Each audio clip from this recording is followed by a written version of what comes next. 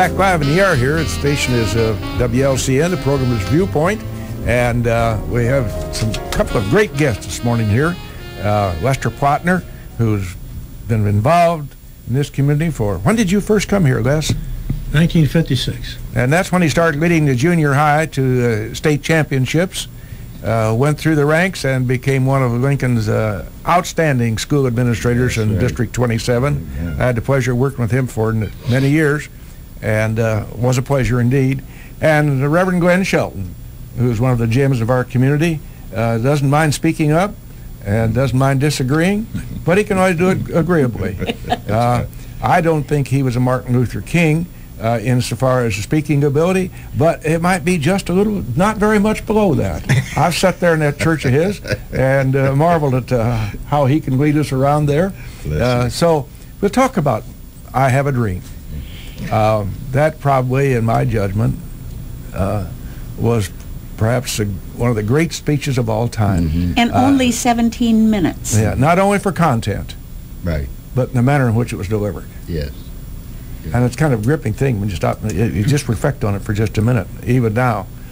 Speaking of that, Bill, one of the features at the breakfast is a rendition of "I Have a Dream" by a freshman student at Lincoln College, Michael, I believe Coley's his last name, and he promises to give a real neat rendition of how Martin Luther actually delivered that speech. And we're looking forward to that. Oh, great. And he's also a youth minister and over at a church in Decatur. So he's interested in speech and drama, so I think we'll find him do a great job. And in addition to that, we'll have a short acknowledgement of a young lady. Her first name is rather difficult to pronounce, so I found out at the college they all call her Ed. Head. It goes a little bit beyond that. The last name Tooks. And she is the recipient this year of the scholarship at Lincoln College, and she'll be there along with the choirs from the youth choir from the Second Baptist Church and also the Lincoln College choir. Oh, good. So they'll be involved, and it promises to be a very nice program, and we try to set it up so that if we can keep Glenn under control, we try you put the watch in front of him. Try to get it done so people that do work that day can get back to work. But it should be a very nice thing, and we usually have a very nice crowd, and they're very appreciative of the event. Yeah, and also like to mention our committee, because it's not me, and it's not just Les, but it's also Deb Ackerman, as we know at Lincoln College, and Cynthia Kelly.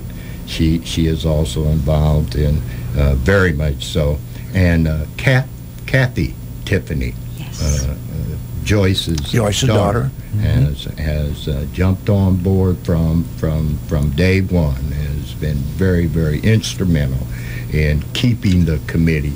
You got a nice group to work with there. Very much so. This year, through the death of my son and other things, I had not been as active in getting this program together. So I wanted to mention these individuals because they're the ones who really put this program together. I just came back on board just recently. So you will not hear me. That could be good, or it could not be good. Well, it could be disappointing to some of us.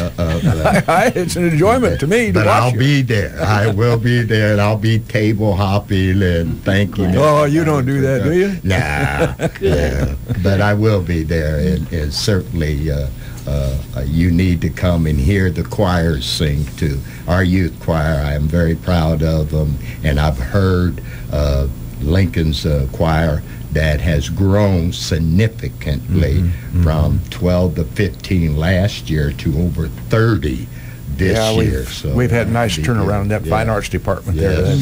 On tickets, we should mention, you talked about tickets. Tickets are still available at the State Bank Walmart branch. And or you could call me or Kathy Tiffany or Glenn's got tickets, and you can still get tickets, and there'll be some at the door, and you can call. Well, I don't have Tina Cunningham's phone number, but there's you can call her for reservations too. I think that appeared in the paper in the article there.